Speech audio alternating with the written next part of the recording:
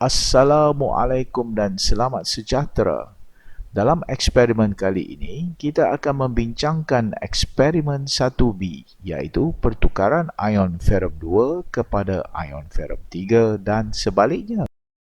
Sebelum itu, dapatkan buku rujukan eksperimen kimia dan amali lengkap di laman e-book kami atau di Shopee.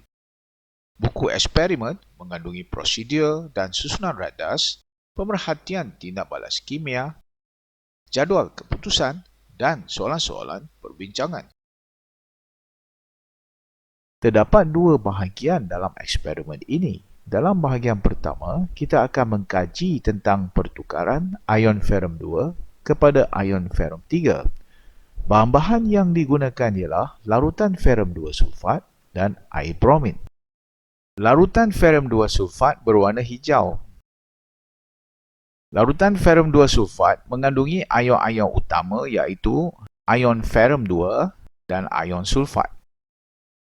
Ion yang penting di sini ialah ion ferrum 2 yang merupakan ejen penurunan iaitu penderma elektron. Ion sulfat merupakan ion pemerhati atau spectator ion yang tidak terlibat dalam tindak balas. Air bromin berwarna kuning atau kuning perang atau perang kemerahan bergantung kepada kepekatan bromin yang dicampurkan. Air bromin mengandungi gas bromin Br2. Ia juga mengandungi asid hidrobromik HBr dan asid hipobromus HOBr. Gas bromin Br2 merupakan ejen pengoksidaan iaitu penerima elektron. Asid hidrobromik dan asid hipobromus tidak bertindak balas dan diabaikan.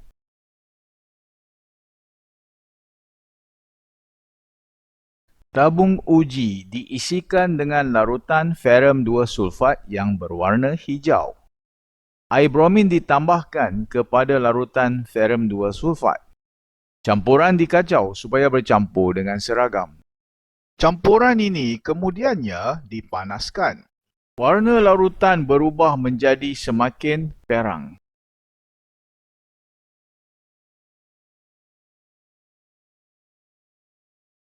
Larutan ferrum 2 sulfat mengandungi ion-ion ferrum 2 iaitu ejen penurunan yang mendermakan elektron. Ion-ion sulfat tidak bertindak balas, maka diabaikan. Bromin ditambahkan kepada larutan. Ion ferrum 2 menderma satu elektron kepada atom bromin membentuk ion ferrum 3 dan ion bromida. Larutan menjadi semakin perang kerana kehadiran ion ferrum 3.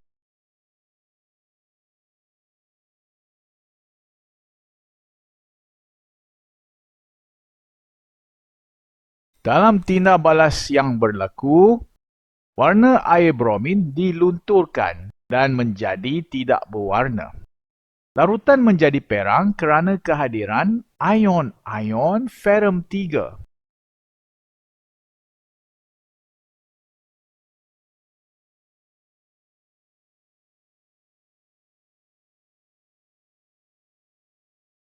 Beberapa titik larutan natrium hidroksida 0.5 mol per desimeter padu ditambahkan ke sampel larutan. Mendakan perang didapati terbentuk di dalam tabung uji. Mendakan perang ini adalah ferrum 3 hidroksida. Ia terhasil dari gabungan ion-ion ferrum 3 dan ion hidroksida. Pertukaran ion ferrum 3 kepada ion ferrum 2. Bahan-bahan yang diperlukan ialah larutan ferrum 3 klorida dan serbuk zinc. Larutan ferrum 3 klorida berwarna kekuningan, kuning perang atau perang kemerahan bergantung kepada kepekatan larutan. Ia mengandungi ion-ion utama iaitu ion ferrum 3 dan ion klorida. Ion yang penting di sini ialah ion ferrum 3 yang memberi warna kepada larutan yang juga merupakan ejen pengoksidaan iaitu penerima elektron. Ion klorida merupakan ion pemerhati atau spectator ion yang tidak terlibat dalam tindak balas. Oleh itu, ia diabaikan. Serbuk zinc merupakan pepejal berwarna kelabu. Ia terdiri dari atom-atom zinc yang merupakan ejen penurunan, iaitu penderma elektron. Larutan ferrum 3 klorida yang berwarna perang ditambahkan dengan serbuk zinc berlebihan.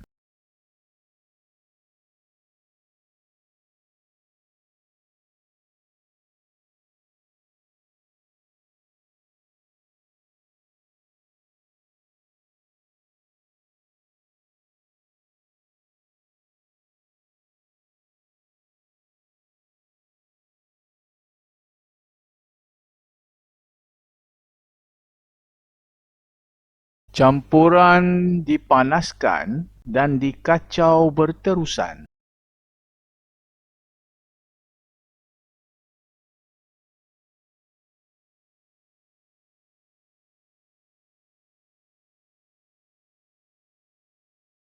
Perhatikan warna larutan berubah dari perang menjadi kehijauan disebabkan pembentukan ion-ion ferrum 2.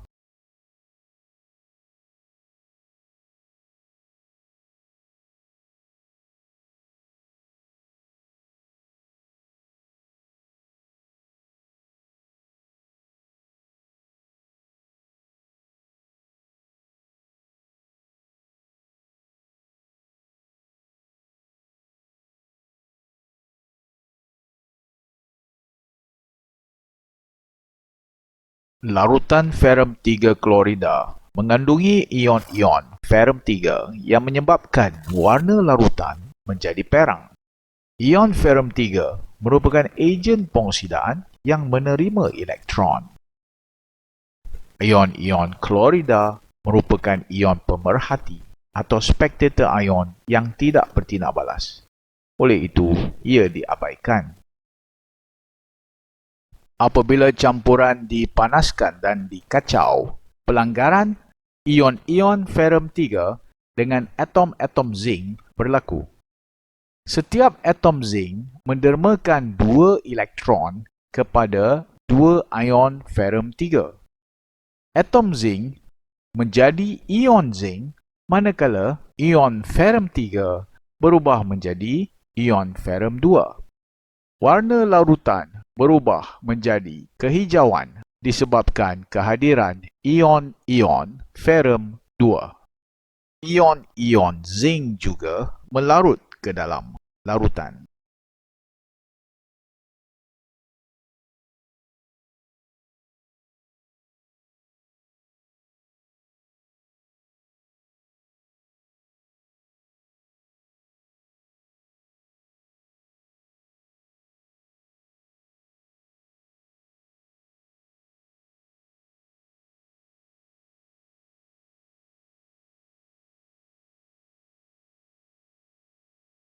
Kenal pasti bahan yang dioksidakan dalam bahagian A. Ion ferrum 2 telah dioksidakan kerana nombor pengoksidaannya bertambah dari positif 2 ke positif 3 disebabkan ion ferrum 2 telah menderma satu elektron. Kenal pasti bahan yang diturunkan dalam bahagian A. Bromin kerana nombor pengoksidaannya berkurang dari sifar ke negatif 1 disebabkan ia telah mendapat satu elektron. Kenal pasti bahan yang dioksidakan dalam bahagian B.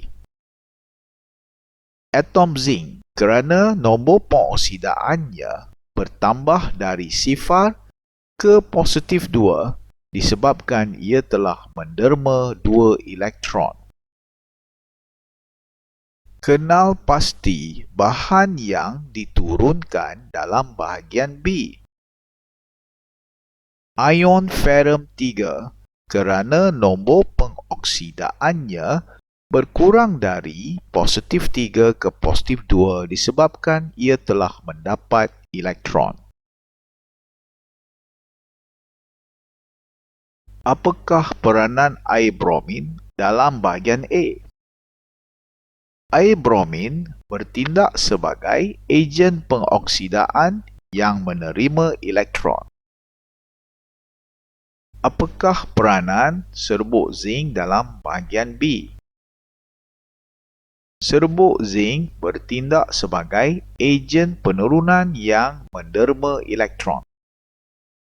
Mengapakah larutan ferrum 2 sulfat yang baru disediakan digunakan? Ini kerana ion-ion ferrum 2 dalam larutan ferrum 2 sulfat mudah teroksida kepada ion-ion ferrum 3.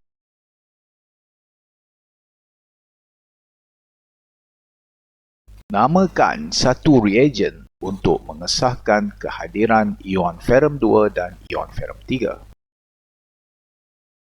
Ion ferrum 2, larutan kalium heksasianoferat 3.